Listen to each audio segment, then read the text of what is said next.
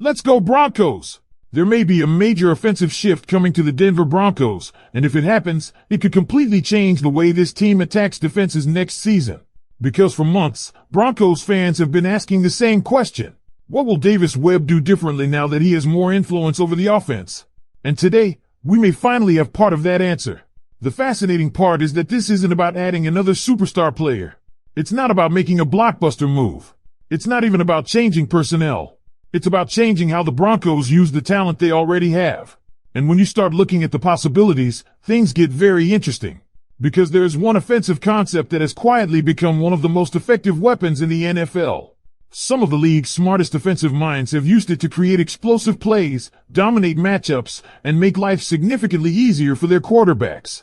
Now the question is, could the Broncos be preparing to do the exact same thing? What makes this conversation even more exciting is the type of players currently on Denver's roster. Certain formations only work if you have the right pieces, the right running backs, the right tight ends, the right playmakers. And according to the latest discussion surrounding the Broncos offense, Denver may actually be better equipped to run these concepts than most people realize. In fact, if this idea becomes a major part of the game plan, it could unlock opportunities for multiple players at the same time. The running backs, the tight ends, the play-action game. And perhaps most importantly, it could make life much easier for Bo Nix. But here's where things get really interesting. Some of the most successful offenses in football have already shown exactly how dangerous these concepts can become when executed properly. And if Davis Webb decides to borrow some of those ideas, Broncos fans could be looking at an offense that feels very different from what they've seen in recent years. Before we break everything down, make sure you've already hit the like button if you believe the Broncos offense is ready to take a major step forward this season. And I want every optimistic Broncos fan watching right now to comment, "Go Broncos! Let Bo Nix cook!" Personally, I love this discussion because it focuses on creativity rather than simply talent. Good offenses have talented players. Great offenses find ways to maximize them. And in my opinion, one of the biggest questions facing the Broncos this year isn't whether they have enough weapons, it's whether they can put those weapons in the best possible positions to succeed. If Davis Webb can do that consistently, this offense could become much more dangerous than people expect. What makes this idea so compelling is that it isn't simply about creating a new formation. It's about creating problems for opposing defenses before the ball is even snapped. According to the discussion, one of the concepts being highlighted is 22 personnel, a package that traditionally places 2 running backs and 2 tight ends on the field. Historically, many people associate this formation with short yardage situations, power football, and goal line packages. But the modern version is very different.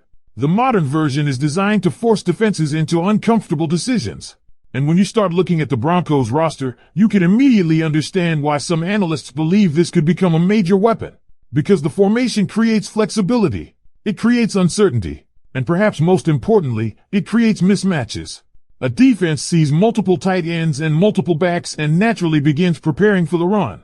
But the moment defenders start committing extra resources towards stopping the rushing attack, passing opportunities begin appearing elsewhere on the field. That's exactly what makes these formations so dangerous when they're executed correctly. The discussion specifically emphasized how these concepts can help create cleaner looks for Bo Nix. And honestly, that may be the most important point of all. Young quarterbacks don't need offenses that make life harder. They need offenses that simplify decision-making. They need formations that help identify coverage. They need opportunities to take advantage of favorable matchups. And they need protection. According to the breakdown, one of the biggest benefits of these personnel groupings is the additional blocking support they can provide while still creating opportunities in the passing game. That balance is critical. Because the Broncos aren't trying to become predictable. The goal isn't to run the ball every time. The goal is forcing defenses to respect both possibilities. Once that happens, the offense gains leverage. And leverage is exactly what every offensive coordinator is searching for. The really fascinating part is the number of players who could benefit if this approach becomes a larger part of the offense. The discussion highlighted multiple combinations involving running backs, tight ends, and receivers that could rotate through these packages. Different players create different strengths. Different strengths create different matchups. And different matchups create different opportunities for explosive plays. But then another interesting layer was added. 21 personnel. Instead of using 2 tight ends, the offense substitutes one of those tight ends for an additional wide receiver. Suddenly the defense faces a completely different challenge. Now there are more receiving threats on the field while still maintaining the ability to run effectively. According to the discussion, some of the most productive offenses in football have used these types of concepts extensively because of the stress they place on defenses. And that's where things become really exciting. Because this isn't about copying another team. It's about identifying concepts that fit the players already on the roster. The discussion repeatedly emphasized how different Broncos skilled players bring different specialties to the offense. Some excel as runners. Some excel as pass catchers. Some excel in protection. The more versatility available, the more creative the offense can become. That's why this storyline feels bigger than just a discussion about formations. It's really a discussion about offensive identity. What does Davis Webb want this offense to look like? What does he want defenses to prepare for? How does he plan to create advantages for his quarterback? And how can he maximize the talent already available? Those are the questions that will ultimately determine whether these ideas become meaningful parts of the offense or simply offseason talking points. Personally, my biggest takeaway is that the Broncos appear to have more flexibility than they've had in a long time. The ability to present different looks, shift personnel, and force defenses to constantly adjust can be incredibly valuable over the course of a season. The teams that consistently challenge defenses in multiple ways are often the teams that become the hardest to prepare for. And that's exactly why Broncos fans should keep paying attention to these discussions. Because the most important change in Denver's offense this year might not be a new player. It might not be a new play. It might be an entirely new way of thinking about how all the pieces fit together. And if Davis Webb successfully brings those ideas to life, the Broncos offense could become one of the most fascinating units to watch in the entire league. And when you take all of this one step further, you begin to understand why so many people are intrigued by what Davis Webb could bring to this offense.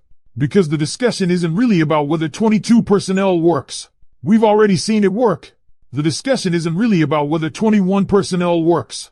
We've already seen successful offenses build entire identities around it. The real question is whether the Broncos have the personnel necessary to make these concepts dangerous on a weekly basis. And based on everything discussed, there's a strong argument that they do. Think about what defenses would be forced to account for. If the Broncos line up in a heavier package, defenses immediately have to respect the possibility of a power run. If they commit extra defenders to stopping the run, passing lanes can open up. If they stay in lighter coverage looks, the offense gains a numerical advantage near the line of scrimmage. That's the chess match modern offenses are trying to create. The best part is that these concepts don't require Denver to become one-dimensional. In fact, they accomplish the exact opposite. One snap can look like a run. The next snap can look identical before turning into play action. The next snap can spread the defense out completely. And because the personnel remains similar, defenses don't always receive the clues they normally rely on. That's where creativity becomes so valuable. The source material repeatedly emphasized versatility. Not just versatility from one player. Versatility across the entire formation. Different backs, different tight ends, different alignments, different responsibilities. The more variables the offense can present, the harder it becomes for defenses to anticipate what is coming next. And honestly, that's one of the things that excites me most about this discussion. For years, NFL